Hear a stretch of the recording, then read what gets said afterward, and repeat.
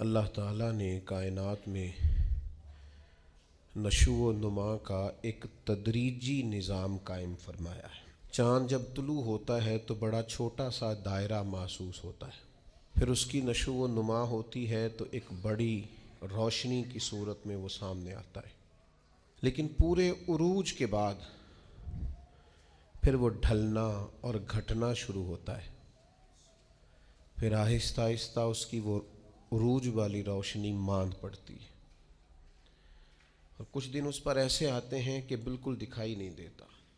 سورج کی شعاعیں جب سورج صبح نکلتا ہے تو ماند ہوتی ہیں، پھر وہ اتنے عروج پہ ہوتا ہے کہ کوئی اس سے آنکھ نہیں ملا سکتا، لیکن شام کو پھر وہ اپنے زوال کو دیکھتا ہے۔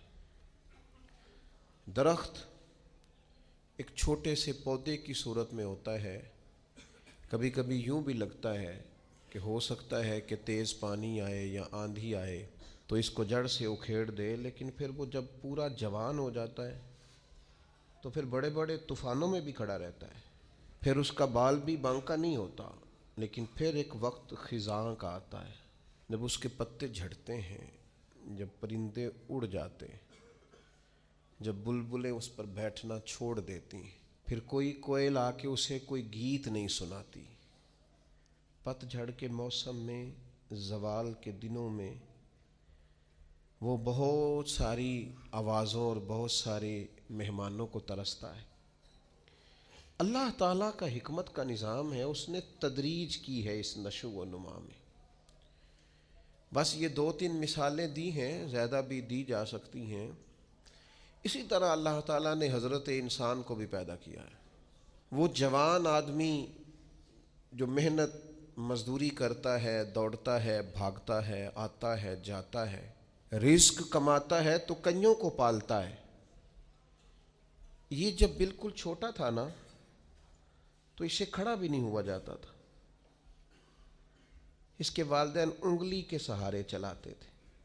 آج جو کنیوں کو کھلاتا ہے کما کے اللہ کی توفیق سے، ایک وقت یہ تھا کہ یہ اپنے ہاتھ سے لقمہ اٹھا کے منہ میں نہیں ڈال سکتا تھا، اس کے ماں باپ اس کے منہ میں لقمے ڈالتے تھے، اس کی ماں اس کے لیے خدمت کرتی تھی، پھر اس کو عروج ملا، پھر اس کو باکپن ملا، پھر اس نے دنیا دیکھی، پھر اس نے دوڑنا بھاگنا دیکھا، پھر اس نے بڑی بڑی گاڑیاں چلائیں، پھر اس نے بڑی بڑی ٹرینیں چلائیں، پھر وہ پائلٹ بنا اور اتنا بڑا جہاز منو ٹنوں کے حساب سے وزن لے کے یہ اللہ نے اس کے قبضے میں دیا، یہ لے کے گیا بھی، یہ لے کے آیا بھی۔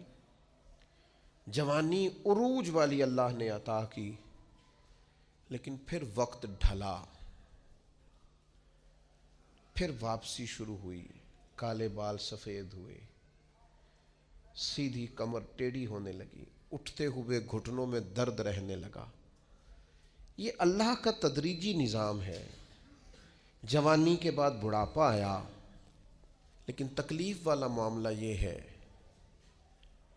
کہ وہی شخص جس طرح اللہ ماشاء اللہ جوانی میں خود بھول گیا تھا کہ مجھ پر کبھی بچپن بھی تھا، میں کبھی کمزور بھی تھا، هل اتى على الانسان حين من الدهر لم يكن شيئا مذكورا، انسان پر ایک وقت وہ بھی تو گزرا ہے جب یہ کوئی قابل ذکر چیز ہی نہیں تھا، اس کا نام تک نہیں تھا۔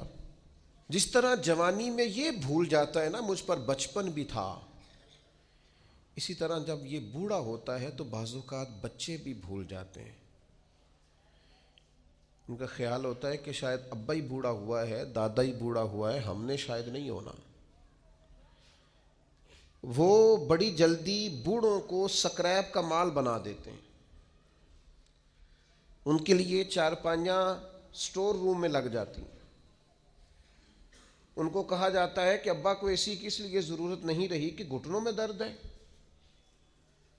ان کو یہ کہا جاتا ہے کہ چونکہ ان کا سامان ہی مختصر سا ہے لہذا بڑے کمرے کی حاجت ہی نہیں ہے۔ دھیرے دھیرے بزرگوں کے ساتھ لوگوں کا رویہ سخت ہے۔ اللہ تعالیٰ نے والدین کے سارے حقوق بیان کر کے پھر آخر میں فرمایا کہ دعا مانگو، حقوق بھی ادا کرو، بازو بھی کھلے کرو، پیار بھی کرو، خدمت بھی کرو اور دعا بھی کرو۔ کیا دعا کریں؟ فرمایا وَقُرْ رَبِّ ارْحَمْهُمَا، مجھ سے کہو، دعا کرو میری بارگاہ میں، کہو رب ارحمہما، یا اللہ ان دونوں پہ رحم فرما، کما ربیانی صغیرہ، جیسے انہوں نے مجھے بچپن میں پالا تھا۔ ان کی خدمت کرو اور پھر میرے حضور ان کے لیے التجائیں بھی کرو۔